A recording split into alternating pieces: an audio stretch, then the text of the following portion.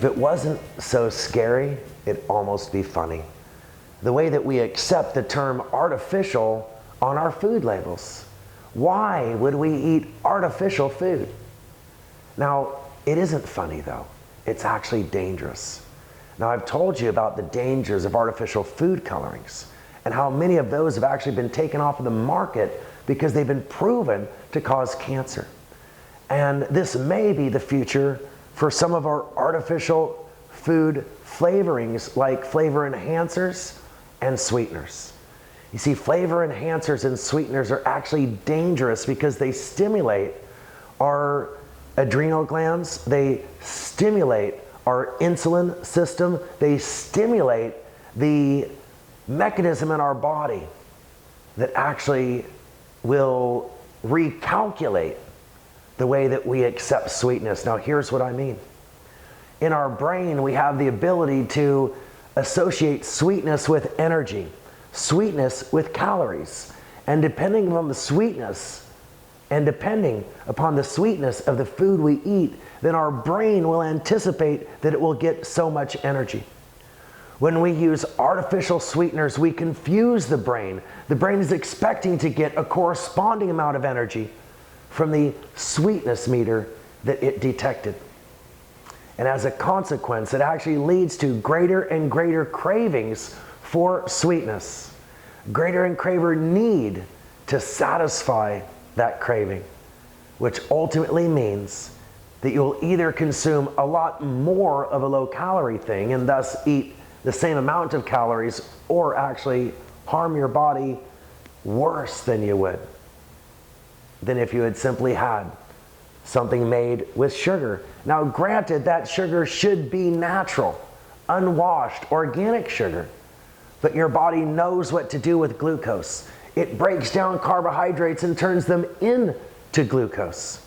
But your body does not know what to do with these artificial sweeteners that come with 0 calories and completely disrupt everything your brain ever learned about how to prepare its energy cycle.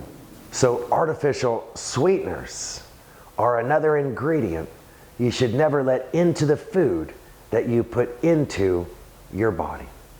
All sweeteners that are artificial are on my do not use list. But there's actually a couple of things that you may be confused about, and one is high fructose corn syrup, and the other is fructose. You see, high fructose corn syrup is made out of corn or white grape juice, and it's a very low glycemic index, which is very, very harmful to the body. And fructose is slower extracted from sugar and is slower burning, although still is a sugar. So fructose is just fruit sugar, but high fructose corn syrup is like rocket fuel that doesn't belong in a car that you drive on the street. Now, I'm not here to tell anybody what lifestyle they should choose. However, number 5 on our list is meat. The overconsumption of meat and the consumption of meat that has been so adulterated that's the ingredients in the meat that you need to be very careful about. And here's what I'm referring to. First of all, antibiotics added to meat lead to drug-resistant bacteria that have led to flesh-eating bacteria that never existed in the world before. Hormones added to cows have led to precocious puberty and are leading young girls into menstruation and into, of course, development. And they look like young women in the 3rd and 4th grade. That's unacceptable. In addition to that, the fact that cloning and genetically modified food is being fed to these animals. Genetically modified food becomes part of their flesh, and we eat that flesh. And it's now been proven that genetically modified organisms have become part of the cells of people who never consumed a genetically modified plant simply because they consumed an animal who had eaten that genetically modified food. When we change nature, it's a very slippery slope, and we don't know where the bottom will be. If you do consume animal flesh, let me suggest that you eat line-caught salmon, line-caught fish, wild fish, not farmed fish, and not fish caught in unethical ways, like huge nets and things like that.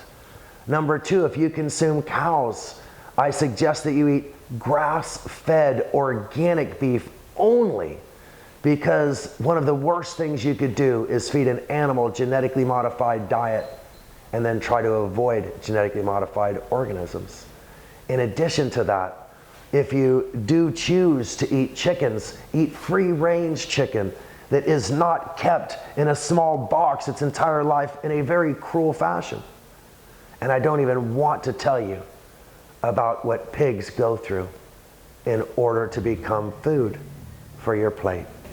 So the overconsumption of meat and the consumption of adulterated meat is a true health issue. So the ingredients that you never want in the food that you eat are those hormones, those antibiotics, the genetically modified food, and the unethical practices that are used in the producing of our sustenance. So if you bless the food that you eat before you consume it, if you give thanks for it, I would much rather be giving thanks for something that did not make me feel guilty for having consumed it, for not consuming something that will actually detract from my greater health as opposed to contribute to it. My name's David Sandoval, the author of the Green Food Bible, an advocate for pure, organic, living food, and someone who's gonna fight for you